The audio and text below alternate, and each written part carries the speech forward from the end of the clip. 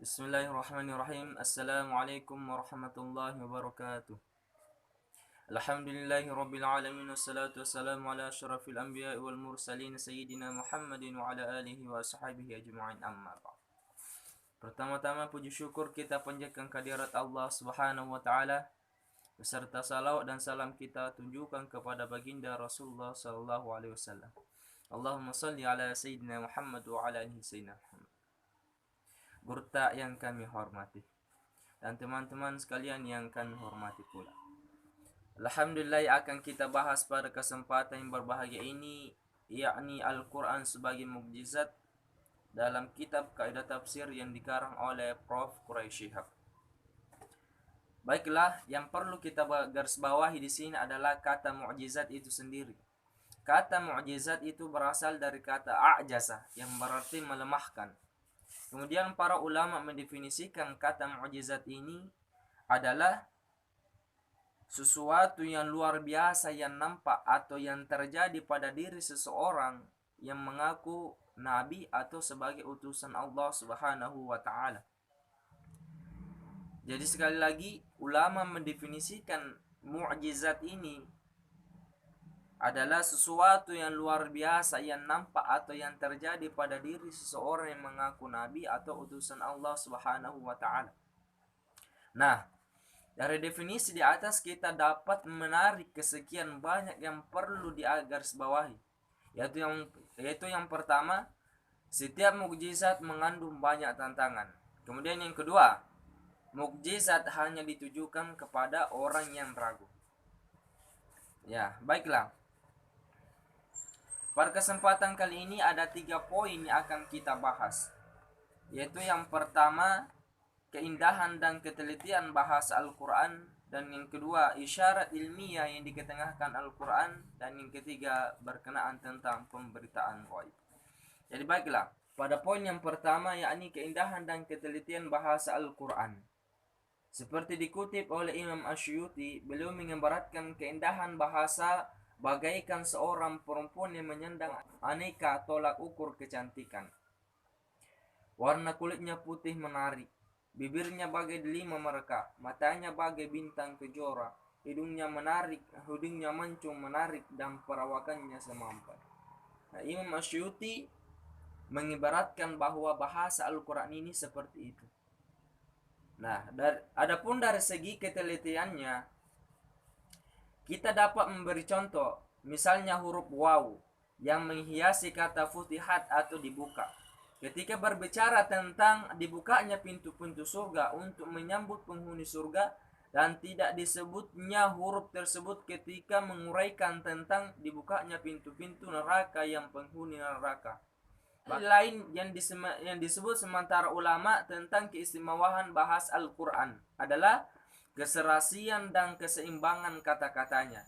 Kata yaum misalkan, yaum yang berarti yang bermakna hari dalam bentuk tunggal terulang sebanyak 365 kali di dalam Al-Quran, yaitu sebanyak hari-hari dalam setahun.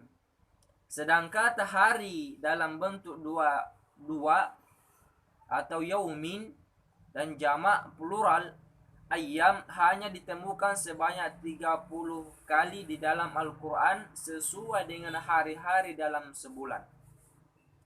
Dan kata syahr yang bermakna bulan terulang sebanyak 12 kali di dalam Al-Quran, sebanyak bulan-bulan dalam setahun. Sungguh luar biasa, bukan? Nah, baiklah, itu poin yang pertama. Kemudian kita kembali pada kemudian selanjutnya poin yang kedua, isyarat ilmiah yang diketengahkan Al-Quran. Memahami isyarat-isyarat ilmiah Al-Quran harus dikaitkan dengan perkembangan ilmu pengetahuan dan teknologi pada masa turunnya Al-Quran. Sekian banyak isyarat ilmiah Al-Quran yang tidak diketahui oleh umat manusia pada masa turunnya wahyu ilahi. Al-Quran misalnya telah membedakan antara cahaya matahari dan cahaya bulan. Sinar matahari dinamai dia, Dan ini mengisyaratkan bahwa sinar tersebut bersumber dari dirinya sendiri. Sedang sinar bulan dinyatakan sebagai nur untuk mengisyaratkan bahwa sinarnya bukan dari dirinya, tetapi pantulan dari sumber lain. Coba, hal ini bisa kita lihat dalam Quran surah Yunus ayat 5. Kemudian Al-Quran juga mengisyaratkan tentang cikal bakal manusia.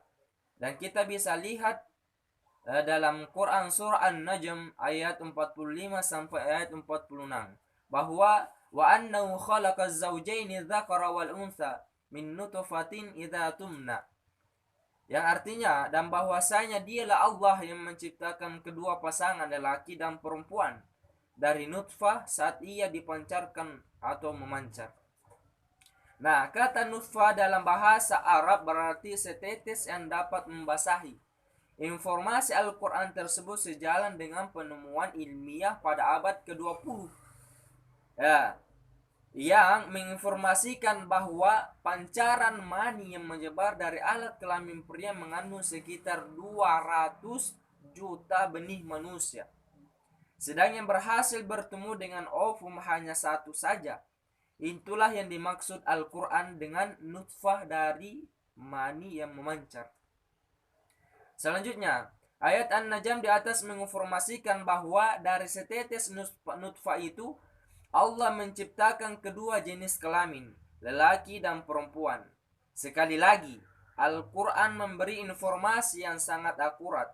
Penelitian ilmiah membuktikan adanya dua macam kandungan sperma, yaitu kromosom lelaki yang dilambungkan dengan huruf Y dan kromosom perempuan yang dilambungkan dengan huruf X. Sedang ovum, indung telur milik perempuan, hanya satu macam saja, yaitu yang dilambangkan dengan X. Apabila yang membuahi ovum sperma yang memiliki kromosom Y, maka anak yang dikandung adalah lelaki. Dan apabila X lelaki bertemu dengan X perempuan, maka anak yang dikandung adalah perempuan. Dan selanjutnya kita beralih pada poin yang ketiga, yakni pemberitaan alam ghaib. Secara garis besar, pemberitaan ghaib yang diinformasikan Al-Quran dapat dibagi dalam dua bagian pokok, yaitu yang pertama, ghaib masa datang yang belum terjadi saat diinformasikan Al-Quran. Ada yang kemudian terbukti dan ada juga yang belum. Kemudian yang kedua, ghaib masa lalu yang telah ditelan sejarah lalu diungkap oleh Al-Quran dan ternyata kemudian setelah sekian abad terbukti kebenarannya. Nah, ghaib masa datang yang belum terjadi saat diinformasikan Al-Quran ada yang kemudian terbukti seperti pemberitaannya tentang akan menangnya Romawi atas Persia setelah bid'ah sinin, yakni antara 7 sampai 9 tahun dari kekalahannya. Dan ketika itu kaum muslimin akan bersuka cita atas kemenangan yang mereka raih, sebagaimana yang terdapat dalam Quran surah Ar-Rum ayat 1 sampai 5. Dan ini ternyata sudah terbukti dalam Al-Quran, ya, bahwasanya bangsa Romawi akan menang terhadap Persia antara 7 sampai 9 tahun dari kekalahannya. Yang lebih menarik lagi, informasi ayat di atas yang menyatakan bahwa sekitar masa itu bid'ah sinin, kaum muslimin akan bergembira dengan kemenangan yang bersumber dari Allah. Ini dipahami oleh banyak ulama bahwa sekitar masa kemenangan Romawi itu kaum muslimin akan bergembira dengan kemenangan mereka terhadap kaum musyrik. Dan memang 9 tahun setelah kekalahan Romawi oleh Persia itu terjadi peperangan yang dinamakan sebagai Perang Badar, yakni pada tahun kedua Hijriah sampai atau 624 Masehi yang dimenangkan secara gemilang oleh kaum muslimin. Dan ini sesuai yang digambarkan di dalam Al-Quran. Nah, mungkin inilah yang sempat kami paparkan. Mudah-mudahan ada manfaatnya bagi kita semua. Dan saya akhiri dengan ucapan wabillahi taufiq wassalamu. Assalamualaikum warahmatullahi wabarakatuh.